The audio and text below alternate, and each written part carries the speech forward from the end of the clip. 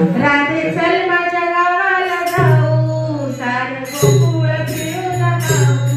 राधे चल माझ्या गावाला जाऊ सारं गोकुळ फिरून पाहू राधे चल माझ्या गावाला जाऊ सारं गोकुळ फिरून खाऊ राधे चल माझ्या गावाला जाऊ सारं गोकुळ राधे चल माझ्या गावाला जाऊ सारं गोकुळ फिरून खाऊ राधे चल माझ्या गावाला जाऊ सारं गोकुळ फिरून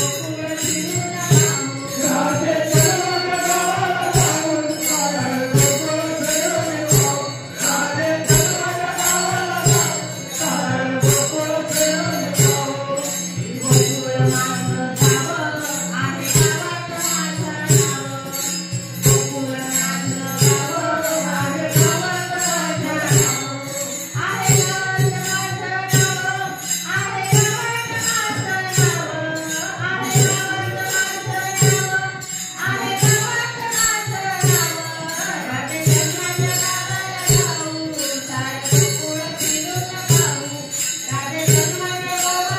जाऊ सारं गोकुळ फिरून खाऊ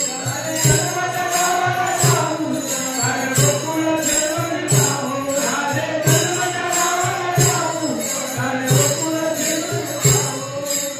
वसुदेव माझा पिता आहे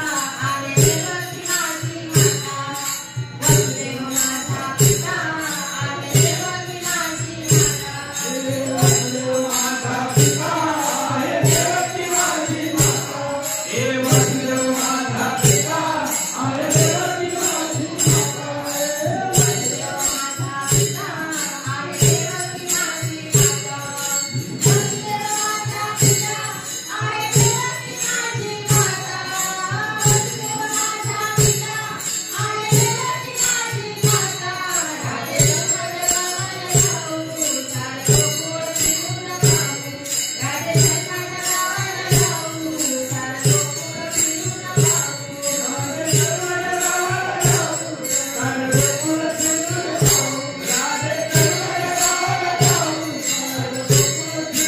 माझा पिता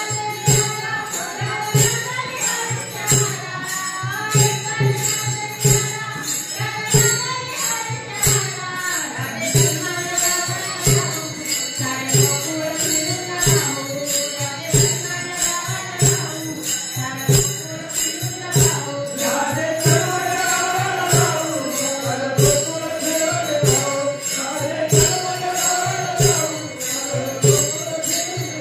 देवकी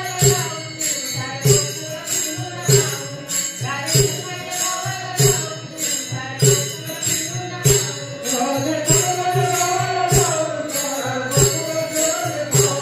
वसुदेव माझा पिता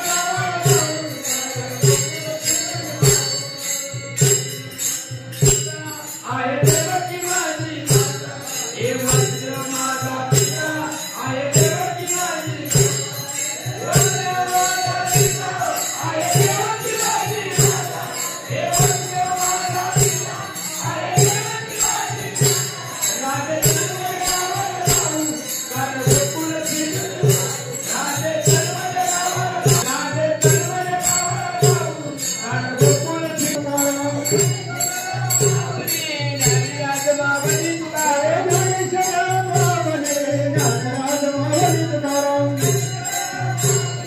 राधा राधा कृष्णाचा आहे देवकी माझी माता हे वसुदेव माझा पिता आहे देवकी माझी वसुदेव माझा पिता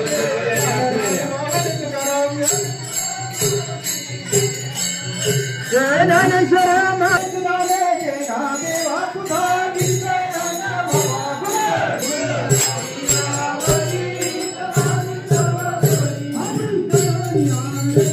सारं गोकुळ फिरून खाऊ राधे चल माझ्या गावाला राधे चल माझ्या गावाला जाऊ सारं गोकुळ फिरून खाऊ